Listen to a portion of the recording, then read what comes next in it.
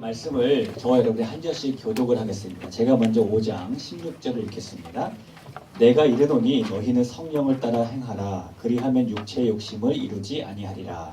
육체의 소욕은 성령을 거스르고 성령은 육신을 거스르니 이 둘이 서로 대적하고 너희가 원하는 것을 하지 못하게 하려 함이라. 너희가 만일 성령의 인도하시는 바가 되면 율법 아래 있지 아니하리라. 육체의 운명이 곧 음행과 더러운 것과 호색과 우상 숭배와 주술과 원수 맺는 것과 분쟁과 시기와 분냄과 당짓는 것과 분열함과 이단과 투기와 술 취함과 방탕함과 또 그와 같은 것들이라. 전에의 경계하심까지 경계하니 이런 일을 하는 자들을 하나님의 나라를 그러로 받지 못하시오. 오직 성령의 열매는 사랑과 희락과 화평과 오래 참음과 자비와 양선과 충성과 온유와 절제니 이 같은 것을 금지하고 명령하니라. 그리스도 예수의 사람들은 육체와 함께 그 정욕과 탐심을 십자가에 못 박았느니라. 만일 우리가 성령으로 살면 또한 성령으로 행하시니. 26절 함께 읽죠. 헛된 영광을 구하여 서로 노엽게 하거나 서로 투기하지 말지니라. 아멘. 어떤 남자가 오래 기르던 강아지를 잃어버렸습니다. 이 강아지가 주인을 워낙 잘 따르고 또 이 사람에겐 자식 같은 강아지였기 때문에 이 사람이 생각하기를 스스로 집을 나갔을 리는 없다. 분명히 누가 훔쳐간 거다라고 생각을 하게 됐어요. 그러다 어느 날 우연히 한 여자가 자기가 잃어버린 강아지를 기르고 있다는 소식을 듣게 됐습니다. 그래서 이 남자가 그 여자에게 찾아가게 됐어요. 내 강아지를 돌려달라 라고 말했더니 이 여자가 말하기를 내가 길에서 5만 원을 주고 샀다. 이 강아지가 네 거란 증거가 있냐? 라고 말했습니다. 이 여자가 이 남자를 미친 사람으로 취급을 했어요. 여러분 하나 물어보고 싶습니다. 이 강아지는 남자의 것일까요? 여자의 것일까요? 도대체 누구 것일까요? 성경에 있었던 이제 이야기를 하나 해드릴까요? 옛날에 한 집에 두 여자가 살았습니다. 근데 두 여자가 비슷한 시기에 임신을 해서 비슷한 시기에 출산을 하게 되었어요. 그래서 어느 날 한 여자가 잠을 자다가 옆에 있던 아이를 아마 눌렀던 것 같아요. 이 아이가 그만 밤에 죽고 말았습니다. 이 여자가 일어나서 자기 아이가 죽은 걸 보고 어떡할까 하다가 한 집에 사는 다른 여인이 낳은 아기가 있기 때문에 그 아이와 몰래 바꿔치기를 했습니다. 이 다른 여인이 아침에 일어나서 깜짝 놀랐어요. 멀쩡하게 잠들었던 자기 아기가 옆에서 잠들었던 아이가 죽어 있었기 때문입니다. 막 미친 듯이 울다가 정신을 차려보니까 죽은 아기가 자기가 낳은 아기가 아닌 것 같아요. 자기가 낳은 아기는 옆에 다른 여자가 데리고 있는 것 같습니다. 내 아이를 돌려달라고 막 말했는데 미친 거 아니냐고 아이를 밤중에 눌러 죽이더니 정신이 돌았다고 막 매도를 했습니다. 그래서 이 일이 우리가 아는 솔로몬 왕에게 재판을 받으러 나오게 됐죠. 솔로몬 왕이 우리가 아는 것처럼 아이를 어떻게 하라고 그랬죠? 반으로 잘라라. 잔인하죠? 잘라라. 하나씩 나눠주자. 근데 진짜 엄마가 이 아이를 반으로 자르지 말고 차라리 저 여인에게 주세요 라고 말하는 걸 보고 솔로몬 왕이 저 여인이 진짜 엄마다 라고 판결되었다는 얘기가 성경에 나와 있습니다. 이 사건을 우리가 이제 솔로몬의 재판이라고 부르잖아요. 조금 전에 말씀드린 이 강아지 사건, 이 강아지 사건 때문에 현대판 솔로몬의 재판이 벌어졌습니다. 이 강아지 사건이 실제로 법정에 갔어요. 이 여자가 자기가 수의사를 만났는데 수의사가 이 강아지는 품종이 잡종이고 나이가 5살 됐다라는 건강진단서를 줬다라는 걸 서류로 떼왔습니다. 판사가 별로 그걸 잘 듣지 않았어요. 판사가 말하기를 밖에 강아지가 있냐고 물어봤습니다. 있다고 그랬어요. 강아지 그럼 데리고 들어오라고 했습니다. 그래서 이 여인의 여동생이 가서 강아지를 데리고 들어왔습니다. 판사가 바닥에다 내려놓으라고 했습니다. 근데 데리고 들어온 여인이 잘 내려놓지 않으려고 하니까 판사가 다시 한번 강압적으로 막 내려놓으라고 했어요. 그래서 강아지를 바닥에 내려놨더니 그 강아지가 남자한테 가가지고 그 다리를 막 긁어대면서 깡총깡총 막 뛰기 시작했습니다. 근데 방청객에 있던 사람들이 막 박수를 치고 환호를 했죠. 그리고 이 재판관이 판사가 말하기를 이 강아지는 저 남자의 것이다 라고 이제 판결을 내리게 됐답니다. 이 정도면 현대판 솔로몬의 재판이라고 부를 수 있을 것 같아요. 이렇게 그 아이를 바꿔치기 당한 여인에게만 혹은 강아지를 잃어버린 이 주인에게만 솔로몬의 재판이 필요한 것은 아닙니다. 저와 여러분에게도 솔로몬의 재판이라는 것이 필요합니다. 우리에게 어떤 솔로몬의 재판이 필요한가? 서로 우리 인생의 주인이라고 주장하는 두 입장이 있기 때문이에요. 한 입장은 성령이고 한 입장은 육체예요. 때로는 성령의 생각이 우리의 주인된 인생을 우리가 살 때도 있고, 때로는 육체의 욕심이 우리 인생의 주인된 인생을 우리가 살 때도 있습니다. 좀 더 정확하게 말하면은 때로는 우리가 성령의 생각을 따라갈 때가 있고, 때로는 우리가 육체의 생각을 따라갈 때가 있다는 겁니다. 성령의 생각을 따라가면 성령이 주인된 인생을 사는 것이고, 육체의 욕심을 따라가면 육체의 욕심이 주인된 인생을 사는 겁니다. 여러분, 둘 중에 하나 선택할 수 있다면 어느 인생을 선택하고 싶으십니까? 제가 한번 선택을 도와드릴 말씀을 드리고 싶어요. 육체의 욕심을 따라가면 그 인생이 어떻게 될까? 생각에는 내 마음에 드는 대로, 욕심이 생기는 대로 다 이루고 살면 너무너무 좋을 것 같죠. 네 욕심대로 이루고 살면 좋을 것 같지만 실제로 그렇지는 않습니다. 돼지 4마리가 살고 있었어요. 돼지 4마리가 매일 구정물에서 살고 울에 갇혀있고 이런 게 너무너무 싫은 거예요. 하나님께 기도를 했습니다. 하나님, 우린 돼지가 싫어요. 제발 딴 걸로 만들어주세요. 하나님이 그 기도를 들으시고 다른 걸로 만들어주기로 결심하셨어요. 첫 번째 돼지에게 물었습니다. 너는 뭐가 되고 싶으니? 첫 번째 돼지가 말하길, 하나님, 저는 소가 되고 싶어요. 소처럼 부지런히 일도해가지고 사람들에게 인정받는 그런 삶을 살고 싶어요. 하나님이 그 소에게 그럼 너는 소가 되라 그랬습니다. 두 번째 돼지에게 물었습니다. 두 번째 돼지, 하나님, 저는 새가 되고 싶어요. 저는 이 무거운 몸을 다 벗어버리고 너무너무 가벼운 몸이 돼가지고 하늘을 훨훨 날아다니고 싶어요 그랬습니다. 하나님이 그 두 번째 돼지에게 그럼 너는 새가 되라 그랬습니다. 세 번째 돼지가 말했습니다. 하나님, 저는 쥐가 되고 싶습니다. 저는 너무 이렇게 몸이 둔해가지고 재빠르지 못한데 날렵하고 재빠른 몸을 가진 쥐가 되고 싶어요. 하나님이 세 번째 돼지에게 그럼 너는 쥐가 되라 그랬습니다. 네 번째 돼지는 욕심이 많은 돼지였어요. 그러니까 하나님의 말씀에 선뜻 대답을 하지 못했습니다. 왜냐하면 자기는 소처럼 인정받는 삶도 살고 싶고, 새처럼 하늘도 날고 싶고, 쥐처럼 재빠른 몸도 가지고 싶고, 하나님께서 이 네 번째 돼지도 소원대로 만들어 주셨습니다.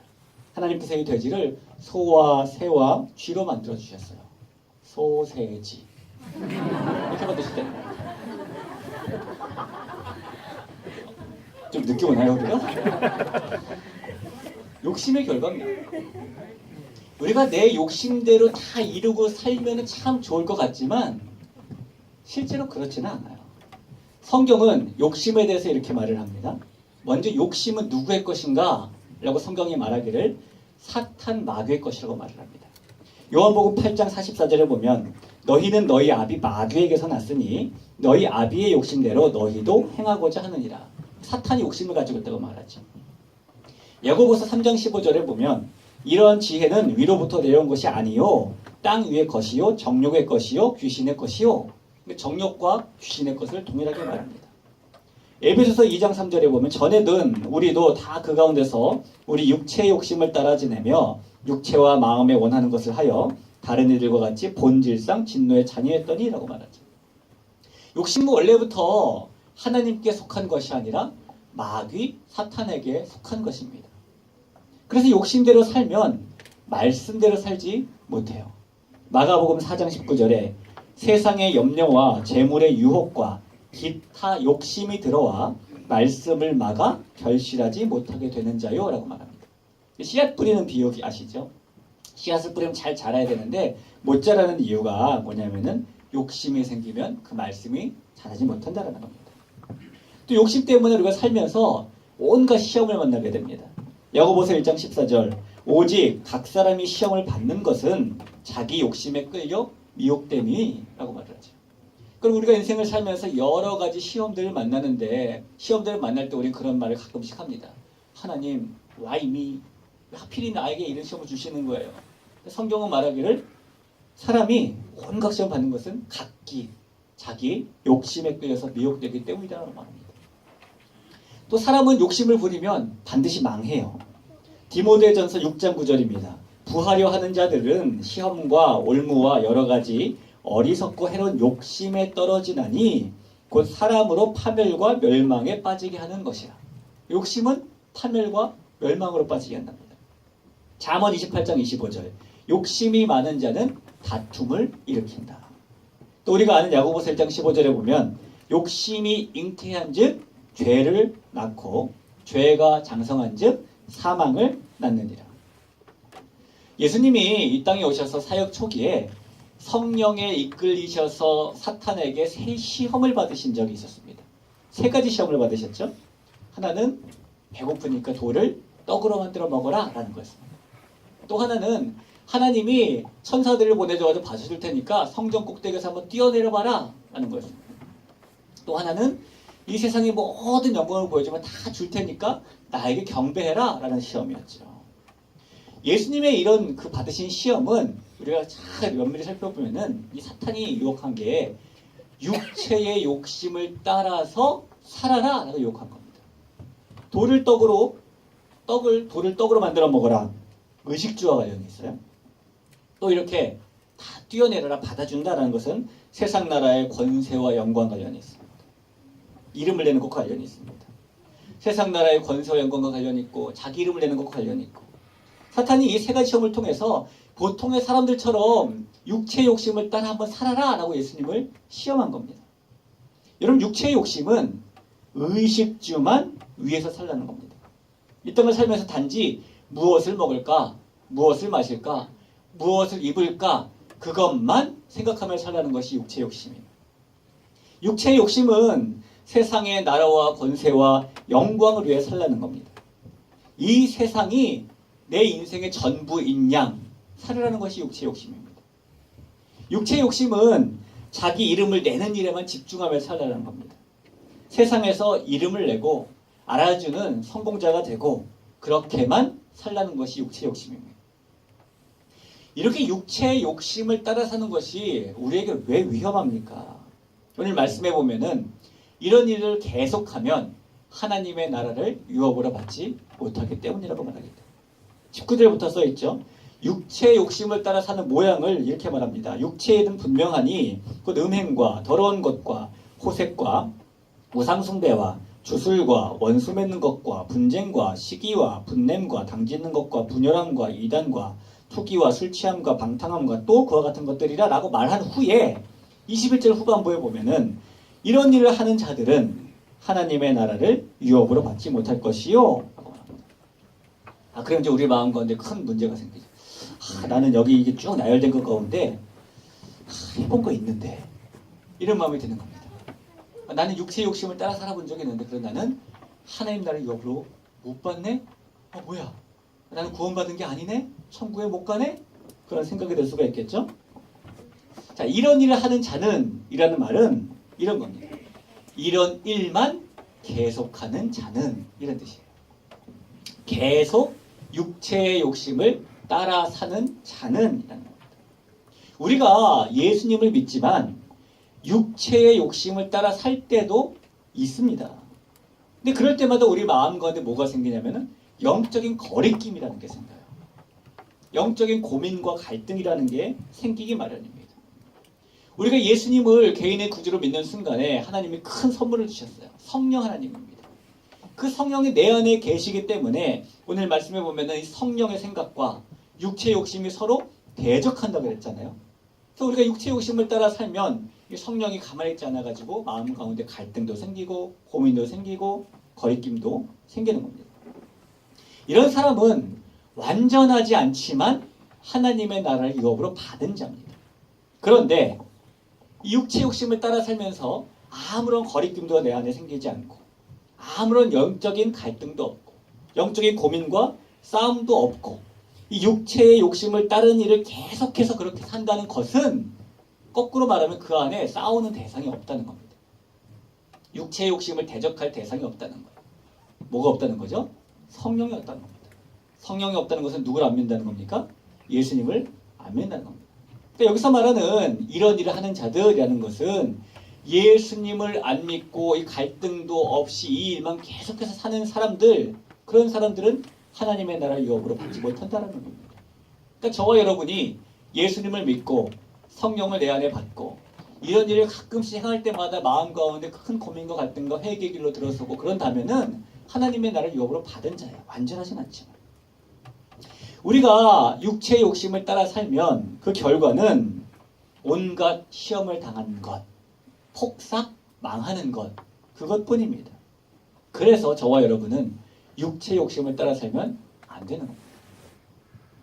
자, 그러면 어떻게 하면 육체의 욕심을 따라서 안 살 수 있을까요? 육체의 욕심은 내 안에 끊임없이 막 나타나는데 어떻게 하면 우리가 그걸 안 하고 살 수 있냐라는 겁니다. 16절 말씀에 방법이 나와 있습니다. 내가 이르노니 너희는 성령을 따라 행하라. 그리하면 육체의 욕심을 이루지 아니하리라 라고 말합니다. 이 원문을 그대로 직역하면은 이런 뜻이 있어요. 너희는 성령 안에서 계속해서 걸어라. 계속해서가 중요합니다. 어느 때는 성령을 따르고 어느 때는 안 따르고 그러지 말고 계속해서 성령을 따라 행하라. 그리고 그 뒷부분이 이렇게 돼요. 그러면 육체의 강한 욕망을 절대로 이루지 않는다. 이런 뜻입니다. 우리가 성령을 따라 계속 살면 육체의 욕심을 절대로 이루지 않는답니다. 하늘에 두 개의 해가 있을 수 없는 것처럼 우리 인생에도 두 주인이 있을 수가 없습니다. 육체의 욕심이 주인된 삶을 살지 않기 위해서는 다른 주인, 성령이 주인된 삶을 살면 되는 겁니다. 성령이 주인된 삶을 살기 위해서 우리는 성령을 따라 행하는 방법, 성령을 따라 사는 법이 무엇인지를 배워야 해요. 오늘 이 말씀 가운데 우리가 두 가지 배울 것이 있습니다. 첫째는 성령을 따라 행한다는 것은 영적인 싸움을 하며 산다는 말입니다. 말씀드린 바와 같이 우리가 예수님을 믿는 순간에 우리 가운데 성령이 오시고 그렇지만 우리가 그 성령의 인도를 항상 따르면서 사는 것은 아닙니다. 성령은 항상 인도해요. 그러나 우리가 항상 따르는 것은 아닙니다. 때로는 그 성령이 아니라 반대 세력인 육체의 욕심을 따라 살 때도 있어요. 그럴 때 우리 마음 가운데 혹시 나는 육체의 욕심을 따라 산 적이 너무너무 많은데 나는 성령을 못 받은 거 아니야? 나는 그런 어떤 고민이 생길지도 모르겠어요. 성령이 우리 안에 있다는 증거는요. 우리가 육체의 욕심을 따를 때마다 우리 안에서 말씀드린 갈등, 영적인 전쟁이 일어나는 거예요. 내 안에 영적인 전쟁이 있다? 마음에 영적인 갈등이 있다? 그러면 성령이 내 안에 계시는 거죠. 여러분 그리스도인이라는 사람들은 육체의 욕심을 단 한 번도 따르지 않은 사람을 그리스도인이라고 부르는 게 아닙니다. 그리스도인이라는 사람들은 성령이 주시는 능력으로 그 육체의 욕심과 싸워나가는 사람들을 그리스도인이라고 하는 거예요. 때로는 이길 때도 있고 때로는 질 때도 있죠. 따라서 내가 육체의 욕심을 따라가려고 할 때 내 마음 가운데 영적인 갈등과 싸움이 생기는가를 가지고 내가 성령을 따라 행하는가 행하지 않는 것을 판단할 수가 있습니다. 그런데 우리 마음이 내 안에 갈등이 있고 싸움이 있으니까 성령이 있구나 라고 우리 마음에 안주해버리면 안 되겠죠. 싸움은 여러분 왜 할까요? 싸움의 목적은 분명합니다. 이기려고 하는 겁니다. 이기려고. 그렇죠? 여러분 혹시 자녀들 키우실 때 자녀들이 바깥에서 싸우고 온 적 있으신지 모르겠어요. 싸우고 오면은 아이고 왜 싸웠니 왜 싸웠니 제일 먼저 이러십니까? 안 그래요. 너는 몇 대 때렸니? 저를 이렇게 묻지 않습니까? 한 대 맞으면 두 대 때려라. 그러잖아요. 그 싸움의 목적은 이기는 겁니다. 우리 마음에 성령이 계셔서 영적인 싸움을 한다는 것은 이기기 위해서 하는 거예요. 참 다행인 것은 참 결정적인 그 승리를 이미 성령이 하셨다는 겁니다. 그래서 우리가 싸우고 있는 대상은 이미 크게 한 방 얻어맞고 이제 그 물러나면서 잔주먹만 날리고 있는 게릴라들이라고 볼 수가 있을 것 같아요. 우리가 육체 욕심을 따라 살지 않고 성령의 은혜를 따라 살아야 되는데 성령을 따라 산다는 것은 매일매일 영적인 싸움과 갈등을 하며 사는 겁니다. 영적인 싸움과 갈등을 하면 힘들어요. 싸움이니까요. 실제로 몸도 싸우면 몸이 힘들잖아요. 그래서 우리도 영적인 싸움을 하면 힘듭니다. 그러나 힘듦을 우리가 그대로 받아들이면서 날마다 그래도 싸워나가는 것이 성령을 따라 행하는 첫 번째 방법인 줄 믿으시기 바랍니다. 두 번째 우리가 배워야 될 것, 성령을 따라 산다는 것은 성령의 열매를 맺으며 산다는 겁니다. 성경은요, 열매를 굉장히 중요하게 설명을 합니다. 마태복음 7장 16절에 보면 그들의 열매로 그들을 알지니 좋은 나무마다 아름다운 열매를 맺고 못된 나무가 나쁜 열매를 맺는다라고 말합니다. 열매라는 것은 하나님께서 우리를 보실 때 한번 보자 라고 하시는 중요한 내용이라는 겁니다. 저와 여러분이 가진 믿음은 눈에 보이는 것이 아니잖아요. 그러니까 믿음이란 단어 자체도 추상적이고 실제로 믿음이라는 것도 그래서 눈에 보이지 않습니다. 눈에 보이지 않는 믿음을 어떻게 눈에 보이게 드러낼 것인가? 안 보이는 믿음을 보이게 만드는 것이 열매입니다. 마태복음 7장 20절에 보면 이렇게 써 있어요. 이러므로 그들의 열매로 그들을 알리라. 하나님께서 우리 각 사람을 보실 때, 점검하실 때 보시고자 하시는 것은 우리가 얼마나 예쁜 꽃을 피고 있느냐, 얼마나 화려하게 이렇게 개화되어 있느냐, 그걸 보시는 것이 아니라 우리가 얼마나 많은 내적인 열매를 맺고 있느냐, 그게 보이는 겁니다. 이제 가을이 다 지나서 우리가 다 봤겠지만은 열매가 맺혀지려면은요, 반드시 꽃이 져야 됩니다. 꽃이 있는 상태에서 열매가 맺혀지는 건 아마 없을걸요. 잘은 몰라도 없을 겁니다. 그러니까 열매가 맺힐 때는 꽃이 없어요. 우리가 그 화려함과 풍성한 꽃만 추구하고 산다면 열매는 맺혀지지 않습니다. 그러나 그 화려함과 성공적인 꽃이 떨어질 때에 그곳에서 열매가 맺혀지게 되겠죠. 인생이 얼마나 화려했느냐, 인생이 얼마나 칭송받을 만했느냐, 그것이 아니라 그 삶 속에서 얼마나 어떤 열매를 맺고 살았느냐, 그 하나님이 보신다는 거죠. 이런 우리 속에서 만들어진 내적인 열매는 맺어도 그만, 안 맺어도 그만인 것이 아니에요. 이 내적인 열매를 맺는 건 매우 중요합니다. 마태복음 7장 19절을 보면은 아름다운 열매를 맺지 아니하는 나무마다 찍혀 불에 던져지느니라 라고 말합니다. 여러분, 이 정도면 열매를 우리가 맺어야 됩니까? 안 맺어도 됩니까? 당연히 맺어야 합니다. 당연히 내적인 열매를 꼭 맺어야 해요. 제가 말씀드리면서 왜 자꾸 열매를 그냥 열매라고 하지 않고 내적인 열매라고 말할까요? 오늘 23절, 22절에 보니까 성령의 열매가 나오는데 사랑, 희락, 화평, 오래 참음, 자비, 양선, 충성, 온유, 절제라고 말합니다. 이 성령의 열매라는 것이 지금 나열되어 있는데 여러분 여기에 성공, 잘나감, 무병장수, 인생 대박, 이렇게 화려함을 보이는 열매가 지금 몇 개 있습니까? 하나도 없어요.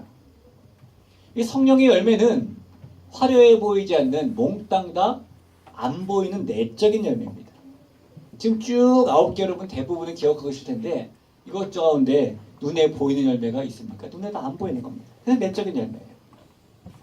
내적인 열매라는 말은 이 열매가 어디서 맺혀지느냐? 우리의 심령 안에서, 우리의 인격 안에서 맺혀진다라고 말하는 겁니다. 흔히 성령의 열매가 몇 개죠? 9가지 알고 계시죠? 성령의 열매는 충격적인 소식 알려드릴까요? 9가지가 아니랍니다. 9가지가 아니에요.